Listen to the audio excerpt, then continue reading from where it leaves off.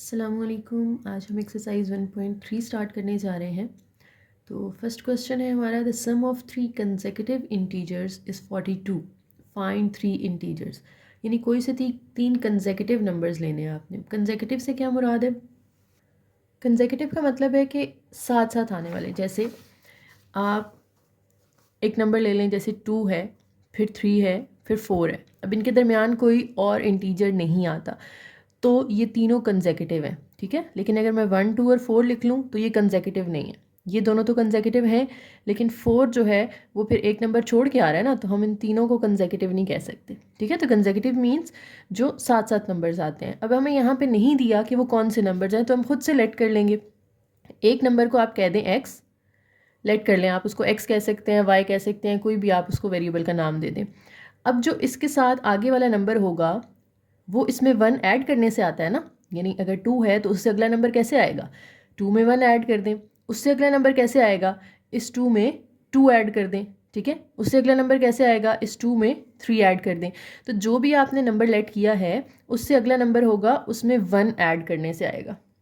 यानी x में 1 plus कर दें। फिर उससे अगला नंबर जो है वो इस x में 2 ऐड करने से आएगा, यानी x प्लस 2। तो आपने लेट कर लेने हैं कि ये तीन आपके पास कंसेक्यूटिव नंबर्स हैं, ठीक है। तो यही स्टेटमेंट हम यहाँ पे लिखेंगे, let x plus 1 and x plus 2 are three consecutive numbers. Consecutive numbers कह लें या इंटीजर्स कह देते हैं, ठीक है। अब वो कह रहे हैं कि इन तीनों का अगर आप सम लेते हैं तो वो 42 आता है। सम का मतलब है तीनों को प्लस कर दें। x plus 1 plus x plus 2 that is equal to 42। अब हमने ये तीनों नंबर जो हैं, ये तीनों इंटीजर्स जो हैं, ये फाइंड करके दिखाने हैं। तो पहले तो x की वैल्यू निकालनी पड़ेगी हमें। तो देखें x 3 दफ़ा आ रहा है, ऐड होके ये 3x हो जाएगा और 1 प्लस 2 ऐड होके 3 हो जाएगा। सामने 42 है। अब ये 3 यहाँ प्लस हो रहा है, दूसरी साइड पे ले जाएं तो वहाँ जाके माइनस हो जाएगा। 42 में से आप 3 माइनस कर दें, 39 आ जाएगा। अब x के साथ 3 मल्टीप्लाई हो रहा है, उस साइड पे जाके डिवाइड होगा, और जब आप 39 को 3 पे डिवाइड करते हैं तो 13 आ जाता है हमारे पास। तो यहाँ से हमें मिला कि हमारा जो फर्स्ट इंटीजर है, लिख लेते हैं फर्स्ट इंटीजर। फर्स्ट इंटीजर क्या था हमारा? हमने जब लेट किया था उसको x का नाम दिया था ना। तो फर्स्ट इंटीजर x हमारे पास कितना आ गया?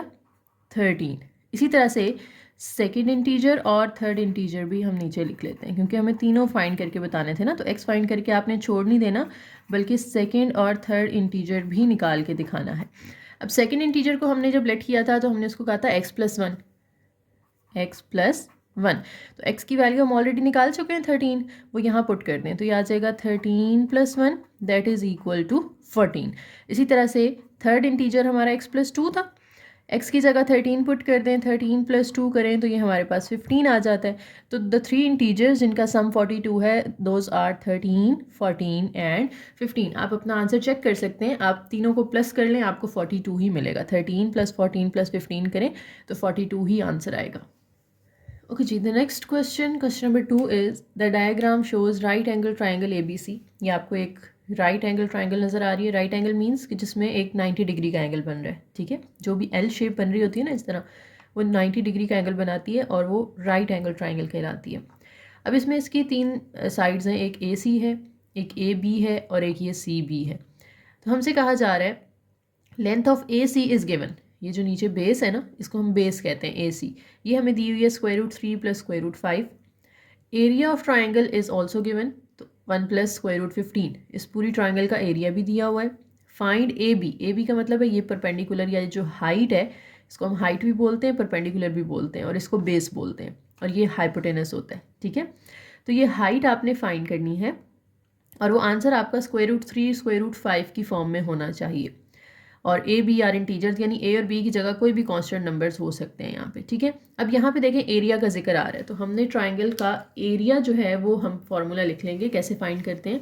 Area of triangle is area of triangle, it is equal to 1/2 multiply by base multiply by height. ये फॉर्मूला आपने छोटी क्लासेस में भी पढ़ा होगा। Area of triangle is equal to half base into height. अब एरिया की जगह एरिया की वैल्यू पुट कर दें जो कि हमें यहाँ पे दी हुई है। देखिए एरिया कितना दिया हुआ है 1 प्लस स्क्वायर रूट 15, वो इधर पुट कर दें आप 1 प्लस स्क्वायर रूट 15। यूनिट्स अभी फ़िलहाल छोड़ दें, बस हम एंड पे लगा देंगे। 1/2 एज इट इज़। बी की जगह बेस आ जाएगी। बेस कौन सी है हमारी यहाँ पे डायग्राम में भी दी हुई है, square root 3 plus square root 5, वो आपने यहाँ पे पुट कर देनी है। Square root 3 plus square root 5 into height जो है, हाइट किसकी इक्वल है, हाइट ये वाली है ना ए बी, ये आपने फाइंड करनी है। ठीक है, तो हाइट की जगह हम बस एच रहने दें या ए बी कर दें, ये आपने फाइंड आउट करना है। देखिए सबसे पहले 2 यहाँ डिवाइड हो रहा है, हमें इसको अकेला करना है ना ए बी को जो फाइंड करनी है चीज़, तो 2 इधर आके मल्टीप्लाई हो जाएगा दोनों के साथ। 2 इंटू 1 प्लस स्क्वायर रूट 15, और ये जो ब्रैकेट मल्टीप्लाई हो रही है ये इस साइड पे आके डिवाइड हो जाएगी। Square root 3 plus square root 5, तो सामने ए बी अकेला रह जाएगा। अब हमने बस इस फ्रैक्शन को सिंप्लीफाई करना है तो हमारा आंसर आ जाएगा ए बी का। इसको सिंप्लीफाई करने के लिए क्या करना पड़ेगा, देखें डिनोमिनेटर में स्क्वायर रूट आ रहा है तो हमें इसको रैशनलाइज करना पड़ेगा। तो हम इसको रैशनलाइज कर लेते हैं ताकि डिनोमिनेटर से स्क्वायर रूट ख़त्म हो जाए। रैशनलाइजिंग के लिए क्या करते हैं, पहली फ्रैक्शन तो एज इट इज़ आती है over square root 3 plus square root 5, multiply और डिवाइड कर देना है हमने इसके दरमियान वाला साइन चेंज करके डिनोमिनेटर का। डिनोमिनेटर है हमारा square root 3 plus square root 5, ये हम कर देंगे square root 3 minus square root 5 over square root 3 minus square root 5, और इक्वल के सामने ए बी आ रहा है। अब ऊपर वाले दोनों आपस में मल्टीप्लाई होंगे। 2 एज इट इज़, 2 इसलिए मैं मल्टीप्लाई नहीं करी क्योंकि 2 ने आगे जाके कैंसिल हो जाना है। अगर आप मल्टीप्लाई कर भी देंगे तो आंसर चेंज नहीं होता। ठीक है, 1 इन दोनों से पहले मल्टीप्लाई होगा, फिर स्क्वायर रूट 5 इन दोनों से पहले मल्टीप्लाई होगा। 1 को स्क्वायर रूट 3 से मल्टीप्लाई करें, स्क्वायर रूट 3 आ जाएगा। 1 को स्क्वायर रूट 5 से मल्टीप्लाई करें, स्क्वायर रूट 5 आ जाएगा। प्लस स्क्वायर रूट 15 को स्क्वायर रूट 13 से मल्टीप्लाई करें। अब दोनों के ऊपर स्क्वायर रूट है ना, तो 15 और 3 आपस में मल्टीप्लाई हो सकते हैं। 15 3 आर 45 माइनस 15 और 5 दोनों के ऊपर स्क्वायर रूट है तो ये दोनों भी आपस में मल्टीप्लाई हो सकते हैं, तो ये 75 आ जाएगा। 15 5 आर, ब्रैकेट क्लोज। ओवर के नीचे जब भी रैशनलाइजिंग करते हैं तो हमारे पास नीचे ए प्लस बी इंटू ए माइनस बी की फॉर्म आ रही होती है, तो आपने ए स्क्वायर माइनस बी स्क्वायर कर देना है। स्क्वायर रूट 3 का स्क्वायर माइनस स्क्वायर रूट 5 का स्क्वायर, और सामने है ए बी। अब देखें 2 as it is, under root 3 minus under root 5 plus 45 के फैक्टर्स बनते हैं ना, 3 और 5 की तो फैक्टराइजेशन नहीं होती, 45 के यहाँ पे फैक्टर्स बनते हैं, तो वो आपने कैसे बनाने हैं देखें। आप लिखें 45 और इसकी फैक्टराइजेशन कर लें। 3 के टेबल में आ रहा है 3 15 ज़ार, फिर से 3 पे आ रहा है 3 5 ज़ार, फिर 5 के टेबल में आ रहा है 5 1 ज़ार, तो ये हमारे पास 3 2 दफ़ा आ रहा है और 5 एक दफ़ा आ रहा है, तो ये स्क्वायर रूट 45 है ना हमारा, तो हम 3 का स्क्वायर लिखेंगे और 5 एक दफ़ा आ रहा है। अब 3 का स्क्वायर जो है वो स्क्वायर रूट से कैंसिल हो जाएगा, तो हमारे पास बाहर आ जाएगा 3, क्योंकि 3 का तो स्क्वायर रूट ख़त्म हो गया है लेकिन 5 का तो ख़त्म नहीं हुआ ना, तो 5 के ऊपर स्क्वायर रूट रहेगा, यानी स्क्वायर रूट 45 इक्वल आ जाएगा 3 स्क्वायर रूट 5 के माइनस। अब स्क्वायर रूट 75 की भी इसी तरह वैल्यू निकाल लेनी है आपने। 75 की फैक्टराइजेशन करें, 3 के टेबल पे जाता है, फिर ये 5 के टेबल पे जाता है, फिर से 5 के टेबल पे जाता है, तो square root 75 is equal to आ गया हमारा, स्क्वायर रूट के अंदर 3 एक दफ़ा आ रहा है और 5 दो दफ़ा आ रहा है, तो 5 का स्क्वायर लिख लेते हैं। अब स्क्वायर स्क्वायर रूट के साथ कैंसिल हो जाता है, तो जिसका स्क्वायर कैंसिल हो गया है वो आप बाहर निकाल लेंगे, यानी इसका तो स्क्वायर रूट ख़त्म हो गया, इसके ऊपर अब नहीं लगाना आपने, लेकिन 3 के ऊपर स्क्वायर रूट रहेगा, तो 75 किसकी इक्वल आ गया है 5 स्क्वायर रूट 3 के। ओवर के नीचे हमारे पास आ रहा है जी, इनके स्क्वायर्स काट दें तो रह जाएगा 3 minus 5 is equal to A B. अब 2 एज इट इज़, अंदर देखें अब स्क्वायर रूट 3 वाली दो वैल्यूज़ हैं, एक ये और एक ये, जब दोनों के साथ स्क्वायर रूट 3 आ रहा है अब आप इनके कोएफिशिएंट्स को सॉल्व कर सकते हैं। इसके साथ कुछ नहीं है तो 1 होगा, 1 माइनस 5 करेंगे तो -4 आ जाएगा, साथ में स्क्वायर रूट 3 एक दफ़ा लिख लेना। स्क्वायर रूट 5 वाली भी दो वैल्यूज़ आ रही हैं, इनकी कोएफिशिएंट भी आप सॉल्व कर सकते हैं। ये -1 है, ये +3 है, तो -1 + 3 करेंगे तो +2 2 आ जाएगा, साथ में स्क्वायर रूट 5 ओवर 3 माइनस 5 करें तो -2 आ जाता है, सामने a भी आ जाएगा। अब ये 2 और 2 आपस में आप कैंसिल कर सकते हैं, 2 और 2 कैंसिल हो गया। अब ये माइनस रह गया, ये क्या करेगा, माइनस जो है वो इनके साइन चेंज कर देगा, सबके माइनस जब मल्टीप्लाई करेंगे ना ऊपर, 4 जो है वो पॉजिटिव हो जाएगा और 2 नेगेटिव हो जाएगा। तो ये a भी आ गया हमारे पास, 4√3 - 2√5। अगर आप स्टेटमेंट देखें उन्होंने यही कहा था कि a√3 + b√5 की फॉर्म में आंसर आना चाहिए। तो पहली वैल्यू हमारी √3 आ रही है, दूसरी हमारी √5 की फॉर्म में आ रही है, और a और b की जगह 4 और -2 आ गया। तो ये हमारा फाइनल आंसर है। Okay, ji, question number 3 is the rectangle has sides of 2 + √18 and 5 - 4 over √2 meters. Express the area of rectangle in the form a + b √2 where a and b are integers. यहाँ पे अब आपको rectangle की दो sides दे दी हैं। Rectangle किस shape की होती है, जिसकी दो साइड्स लंबी होती हैं, दो छोटी होती हैं, और आमने सामने की साइड्स बराबर होंगी। ठीक है, अब दो साइड्स उन्होंने हमें दे दी हैं और कहते हैं कि इसका एरिया फाइंड करें। एरिया ऑफ रेक्टेंगल कैसे फाइंड करते हैं, जस्ट आपने दो साइड्स को मल्टीप्लाई कर देना होता है, एक लेंथ को और एक विड्थ को। ठीक है, तो area of rectangle is equal to length multiply by width. ये लेंथ होती है और ये विड्थ होती है। अब हमें जो दो वैल्यूज दी हुई हैं वो दोनों भी इसकी साइड्स ही है ना, तो उन दोनों को मल्टीप्लाई कर दें आप, तो एरिया आ जाएगा। तो इधर हम लिख लेते हैं area is equal to length और विड्थ दोनों को मल्टीप्लाई करना है, 2 + √18 इंटू 5 - 4 over √2, और एंड पे हम इसका यूनिट लगा लेंगे। तो अभी आप यूनिट लिखने की ज़रूरत नहीं है इसके साथ। इन दोनों को मल्टीप्लाई करना पड़ेगा आपको, लेकिन उससे पहले क्या करते हैं हम, ये जो स्क्वायर रूट के आ रहा है ना 2 ओवर के नीचे, इसको ख़त्म कर देते हैं यहीं पे, ताकि ये आगे जाके प्रॉब्लम ना करे।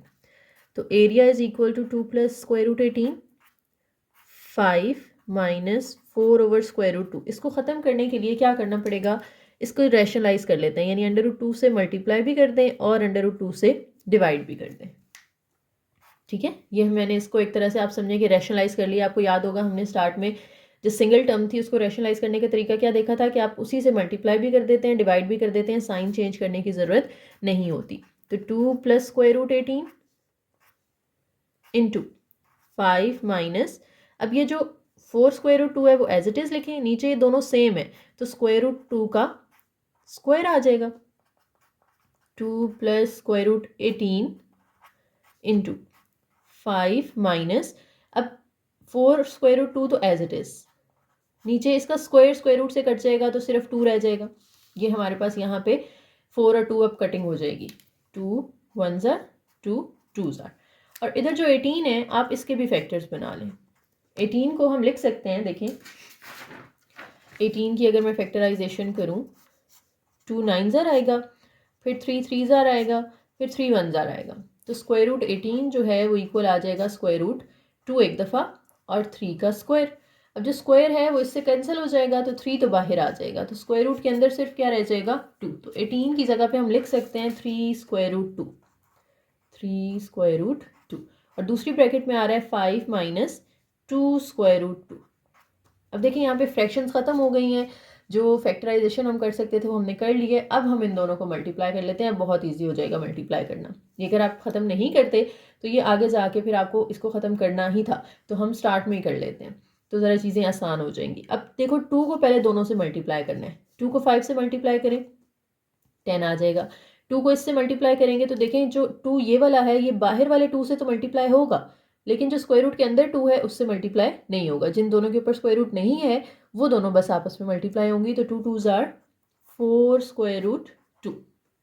फिर 3 √2 को 5 से मल्टीप्लाई करें तो देखें 3 और 5 मल्टीप्लाई होकर 15 हो जाएंगे, √2 एज इट इज़ रहेगा। इसको 15 को 2 से मल्टीप्लाई करके 30 नहीं करना आपने।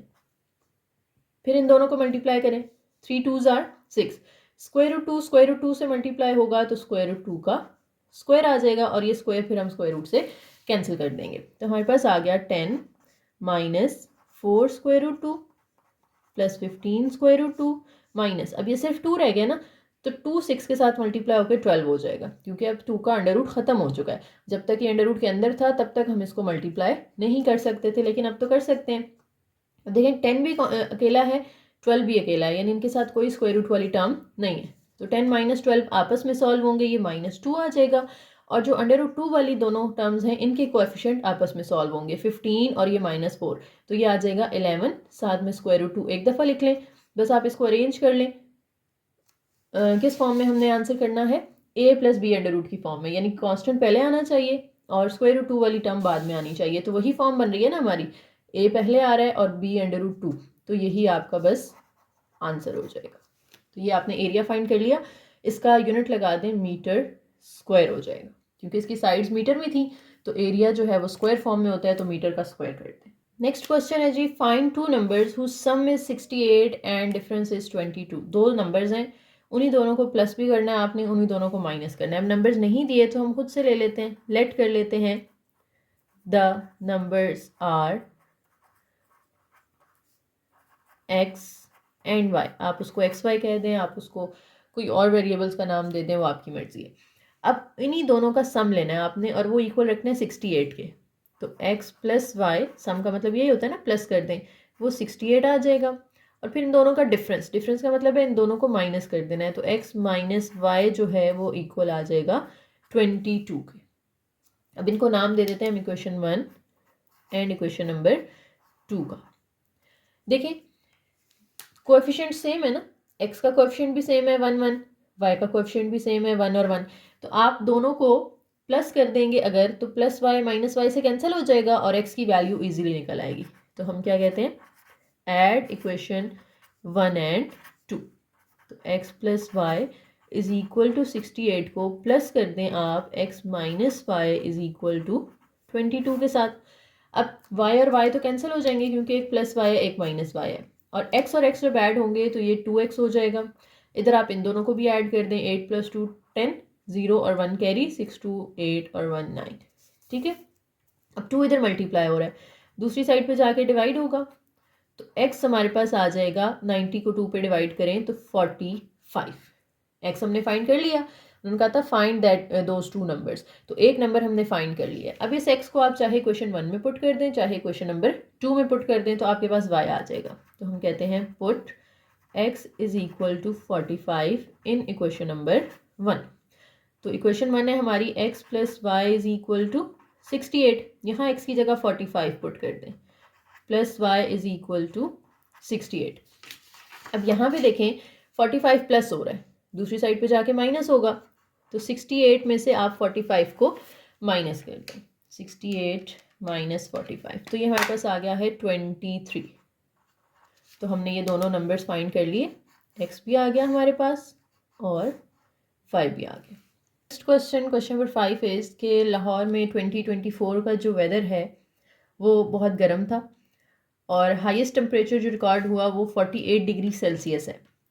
आपने गिवन फार्मूला यूज़ करते हुए इस 48 डिग्री सेल्सियस को कन्वर्ट करना है फ़ारेनहाइट स्केल में। आपको पता होगा टेम्परेचर के 3 स्केल्स होते हैं, सेल्सियस, फ़ारेनहाइट और केल्विन। तो फ़ारेनहाइट में कन्वर्ट करने के लिए फार्मूला उन्होंने खुद ही दे दिया है, वैसे ही आपको याद भी होना चाहिए। F is equal to 9/5 C plus 32। बस आपने यहाँ C की वैल्यू पुट करनी है तो आंसर आ जाएगा 9/5 एज इट इज़। सेल्सियस में हमें टेम्परेचर दिया हुआ है 48, यहाँ आप 48 पुट कर दें प्लस 32। अब 5 और 48 की कटिंग अगर होती तो कर देते, लेकिन यहाँ कटिंग हो नहीं रही, तो हम 9 को 48 से मल्टीप्लाई कर देंगे, 9 मल्टीप्लाई बाय 48, तो ये आ जाएगा 432 ओवर 5 प्लस 32। अब हम पॉइंट्स में भी आंसर दे सकते हैं ना टेम्परेचर का, तो हम इसको डिवाइड कर देते हैं 5 के साथ। जब आप डिवाइड करेंगे ये आ जाएगा 86.4 प्लस 32 एज इट इज़। अब इन दोनों को ऐड कर दें आप, तो आ जाएगा जी 118.4, और ये अब फ़ारेनहाइट में कन्वर्ट हो चुका है। ठीक है, Question number 6 is the sum of ages of father and son is 72 years. 6 years ago, the father's age was 2 times the age of son. What was son's age at 6 years ago?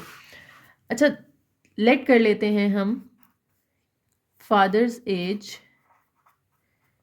is X and son's age is Y, क्योंकि हमें दी नहीं हुई तो हम खुद select कर लेते हैं एक्स और वाई। अब 6 ईयर्स अगो अगर हम निकालना चाहते हैं तो 6 ईयर्स अगो फादर की एज क्या होगी और सन की एज क्या होगी। देखें, अगर उसकी एज अभी 30 है, लेट्स से फादर की एज, तो 6 साल पहले उसकी एज क्या होगी 24 ईयर्स। कैसे पता चलेगा, 30 में से आप 6 को माइनस कर दें। तो अभी उसकी एज अगर x है तो इसमें से अगर मैं 6 को माइनस कर दूं तो उसकी 6 साल पहले की एज आ जाएगी। इसी तरह से सन की एज अगर y है, उसमें से मैं 6 माइनस कर दूं तो सन की एज आ जाएगी 6 ईयर्स अगो। ठीक है, तो ये लेट करने वाला काम हमने कर लिया। अब हम चलते हैं अपनी कंडीशंस के ऊपर।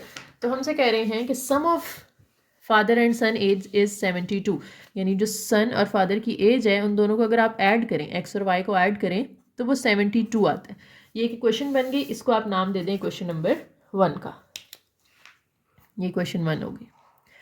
उसके बाद कहते हैं 6 साल पहले father's age was 2 times the son of age, यानी जो फादर की एज है 6 साल पहले वो क्या थी, x माइनस 6 थी ना। That is equal to 2 times of son's age, यानी y माइनस 6 का 2 टाइम्स ले लेना है। 2 टाइम्स का मतलब है आप इसको 2 से मल्टीप्लाई कर दें। अब इसकी ब्रैकेट खोल दें तो x minus 6 is equal to 2y minus 2 6 are 12। x और y आप एक साइड पे कर लें या बेशक 6 को उठा के वहाँ ले जाएं। तो 2y माइनस 12, 6 यहाँ माइनस हो रहा है, इधर आके प्लस हो जाएगा। तो x is equal to 2y minus 6। ये हमारे पास एक और इक्वेशन बन गई, इसको हम कह देते हैं इक्वेशन नंबर 2। तो अगर मेरे पास x और y की वैल्यूज़ आ जाएं तो मैं उनकी 6 ईयर्स अगो की एज बता सकती हूँ। आपने क्या करना है, ये जो x की वैल्यू है ना 2y माइनस 6, ये आपने इक्वेशन 1 में पुट कर देनी है, तो वहाँ से y निकल आएगा। और अगर मेरे पास y आ जाता है तो मैं उसमें से 6 माइनस करूँगी तो सन की एज आ जाएगी 6 साल पहले की। ठीक है, तो पुट कर दें it in equation number 1। Equation 1 में x plus Y is equal to 72 है। अब x की जगह मुझे ये x की वैल्यू पुट कर देनी है 2y minus 6 plus Y is equal to 72, यानी x की जगह ये पुट कर दिया, plus y as it is, 72 भी as it is. 2y plus y करेंगे तो 3y आ जाएगा। 6 यहाँ माइनस हो रहा है, उधर जाके प्लस हो जाएगा, तो 3y इज इक्वल टू 78 आ जाएगा। अब y के साथ 3 मल्टीप्लाई हो रहा है, वहाँ जाके आप इसको डिवाइड कर दें तो y is equal to 3 2s are 6, 3 6 are 18, 26 आ जाएगा। ठीक है, इसको कंफर्म भी कर लेते हैं, डिवाइडेड बाय 3 तो 26 आ गया। अब ये तो सन की एज है करंट, हमने सन्स एज निकालनी है 6 ईयर्स अगो। तो वो कैसे निकलेगी, सन की एज 6 ईयर्स अगो कितनी थी, y माइनस 6 थी, तो वो हमने यहाँ पे y माइनस 6 निकाल लेनी है। तो y यानी 26 माइनस 6, तो 20 years. So the next question, question number 7 is, Mirha bought a toy for 1500 rupees and sold for 1520. What was her profit percentage? अच्छा, सबसे पहले तो हम प्रॉफिट रुपीज़ में निकालेंगे, उसके बाद उसको परसेंटेज में कन्वर्ट करेंगे। तो रुपीज़ में जो प्रॉफिट होता है वो कैसे निकालते हैं, देखें। प्रॉफिट हमने फाइंड करना है, जो जो चीज़ें दी हुई हैं वो भी हम लिख लेते हैं। पहले हमें रुपीज़ 1500 दिया हुआ है, उसकी कॉस्ट प्राइस कि उसने इतने का ख़रीदा था ना, तो उसकी जो कॉस्ट प्राइस है वो 1500 रुपीज़ है। और बाद में उसने सेल कितने का किया है, 1520 का, तो ये उसकी सेल प्राइस हो जाएगी। तो अब प्रॉफिट निकालने का जो फॉर्मूला होता है वो होता है sale price minus cost price. ठीक है, आप खुद सोचें कि 1500 का उसने ख़रीदा और 1520 का सेल कर दिया, तो 20 रुपीज़ प्रॉफिट हुआ ना। तो कैसे पता चलेगा, आप सेल प्राइस में से कॉस्ट प्राइस को माइनस कर दें, तो 1520 में से माइनस कर दें आप 1500, तो 20 रुपीज़ का प्रॉफिट हुआ है उसको। लेकिन हमने प्रॉफिट रुपीज़ में नहीं बताना, बल्कि प्रॉफिट परसेंटेज में बताना है। अब प्रॉफिट परसेंटेज का फॉर्मूला देख लेते हैं। प्रॉफिट परसेंटेज इक्वल होता है profit in rupees over cost price multiply by 100। अब ये प्रॉफिट का फॉर्मूला है सेम, इसी तरीके से अगर आपको लॉस का पूछा जाता है तो वो भी फॉर्मूला सेम होगा, loss over cost price multiply by 100। Divide हमेशा आपने कॉस्ट प्राइस से ही करना है। अब देखिए यहाँ पे हम वैल्यूज़ पुट कर देते हैं। प्रॉफिट हमने रुपीज़ में निकाला है 20, कॉस्ट प्राइस थी 1500 मल्टीप्लाई बाय 100 कर दें। अब इसे कैलकुलेटर से सॉल्व कर लेंगे। 20 divided by 1500 that is 0.01। Then multiply कर दें इसको 100 के साथ, तो हमारे पास जो फाइनल आंसर आ रहा है 1.33, और इसके साथ परसेंटेज का साइन लगा दें कि प्रॉफिट परसेंटेज आ गई। That is our answer. Question number 8 is annual income of Tayyab is 9,60,000, जबकि जो एग्जेम्प्टेड अमाउंट है वो दी हुई है 1,30,000। How much tax would he have to pay at the rate of 0.75%। अच्छा जी, उसकी जो एनुअल इनकम है वो तो हमें दी हुई है 9,60,000, वो लिख लेते हैं हम। Annual income 960,000। एग्जेम्प्टेड अमाउंट से मुराद क्या होता है? वो अमाउंट जिसके ऊपर टैक्स अप्लाई नहीं होता, ठीक है। तो उसकी इनकम का ये जो पोर्शन है ना 130,000 का, ये टैक्स फ्री है, इसके ऊपर टैक्स अप्लाई नहीं होगा। तो जो बाकी की अमाउंट होगी उसके ऊपर आपने टैक्स फाइंड करना है 0.75% के रेट पे। तो पहले हम जो टैक्सेबल इनकम है वो निकाल लेते हैं, या आप इसको रिमेनिंग इनकम भी कह सकते हैं। अब वो कैसे निकलेगी? देखें, इतनी तो उसकी टोटल है ना, उसमें से एग्जेम्प्टेड अमाउंट को आप माइनस कर दें, यानी ये तो टैक्स फ्री है, इस पर टैक्स अप्लाई नहीं हो रहा, तो बाकी की जो रकम होगी उस पर टैक्स अप्लाई होगा। तो 960,000 में से आप माइनस कर देंगे 130,000 को, तो ये टैक्सेबल इनकम आ जाएगी। तो इसको माइनस कर लेते हैं, 960,000 माइनस 130,000, तो ये आ जाएगा 830,000। 8,30,000 रुपीज़ जो है ये टैक्सेबल है। अब इस पे टैक्स जो अप्लाई हो रहा है वो कितने रेट पे अप्लाई हो रहा है? 0.75 पे। तो टैक्स की जो अमाउंट है, अमाउंट ऑफ टैक्स लिख लें या टैक्स अमाउंट लिख लें, वो कितनी होगी? 0.75% ऑफ 830,000। अब 0.75% ख़त्म करने के लिए हमेशा आपने 100 से डिवाइड कर देना है, ठीक है। जिस नंबर के साथ भी परसेंटेज आ रही है और आपने उसको ख़त्म करना है, जस्ट डिवाइड इट बाय 100, और देन जिसकी परसेंटेज लेनी है उसके साथ मल्टीप्लाई कर दें। अब इसको आप कैलकुलेटर से सिंप्लीफाई कर सकते हैं। 0.75 को डिवाइड कर दें 100 के साथ, इक्वल प्रेस करें, ये एक आंसर आ जाएगा आपके पास। फिर इसको मल्टीप्लाई कर देना है आपने 830,000 के साथ। 830,000 6,225 रुपीज़, ये आपके पास अमाउंट ऑफ टैक्स आ गई जो उसकी सैलरी में से डिडक्ट होने, ठीक है। Okay, next question number 9, find the compound markup on ₹375,000 for 1 year at rate of 14% compounded annually. के 375,000 की एक अमाउंट है और एक साल बाद 14% उस पर जो है ना वो मार्कअप लग जाता है। मार्कअप का मतलब है कि लेट से आपने ये लोन लिया है, फॉर एग्जांपल ये बैंक से लोन लिया है 375,000 का, लेकिन जब आपने वापस करना है तो वो एग्जैक्टली 375,000 वापस नहीं करना, बल्कि कुछ एक्स्ट्रा अमाउंट भी आपको वापस करनी पड़ती है, जिसे आम जुबान में हम सूद कहते हैं, ठीक है, जो कि इस्लाम में अलाउ नहीं है, लेकिन आजकल बैंकिंग इसी बेस पे होती है। खैर, हमने वो एक्स्ट्रा अमाउंट फाइंड करनी है जो हमें 375,000 के अलावा पे करनी पड़ेगी, ठीक है, उसे हम मार्कअप कहते हैं। लेकिन वो एक्स्ट्रा अमाउंट निकालने के लिए जो रेट दिया हुआ है वो 14% है, और अमाउंट जो दी हुई है वो ये है। अमाउंट जो होती है ना उसको हम कहते हैं पी, प्रिंसिपल अमाउंट, ठीक है। वो दी हुई है हमें 375,000 रुपीज़, और जो रेट है उसको आर से रिप्रेजेंट करते हैं, वो हमें दिया हुआ है 14%। इसकी परसेंटेज आप इधर ही ख़त्म कर लें। परसेंटेज ख़त्म करने के लिए अभी मैंने बताया था 100 से डिवाइड कर देते हैं, तो ये आ जाएगा 0.14। उसके बाद एक एन चाहिए होता है आपको। एन से मुराद है कि how many number of years आपने वो पे करना है, यानी देखिए ना, अब एक साल बाद ये रेट अप्लाई हो रहा है, तो 1 ईयर है यहाँ पर, जो कि हमने सबसे पहले कंपाउंड अमाउंट फाइंड करने के लिए ना, पहले हम ए का एक फार्मूला होता है, इसको हम कहते हैं A is equal to P into 1 plus R whole power N. यहाँ से आपके पास वो टोटल अमाउंट, इसे कहते हैं अक्यूमुलेटेड अमाउंट, वो टोटल अमाउंट आ जाएगी जो आपने पे करनी है, ठीक है। ली तो आपने 375,000 थी, लेकिन वापस आपने कितनी करनी है वो आप इस फॉर्मूला से निकाल सकते हैं। पी की जगह प्रिंसिपल अमाउंट आ जाएगी 375,000 इंटू 1 प्लस आर हमारा आया है 0.14, और पावर एन है तो पावर में आपने 1 लगा देना है। अब 375,000 इंटू 1 और इसको ऐड करें तो 1.14 आ जाएगा, और पावर 1 लेनी है इसकी, तो पावर 1 लिखने की ज़रूरत नहीं है। 1 के अलावा कोई और पावर होती तो फिर हम इसको 2 या 3 जितनी भी दी होती वो आप यूज़ कर लेते, ठीक है।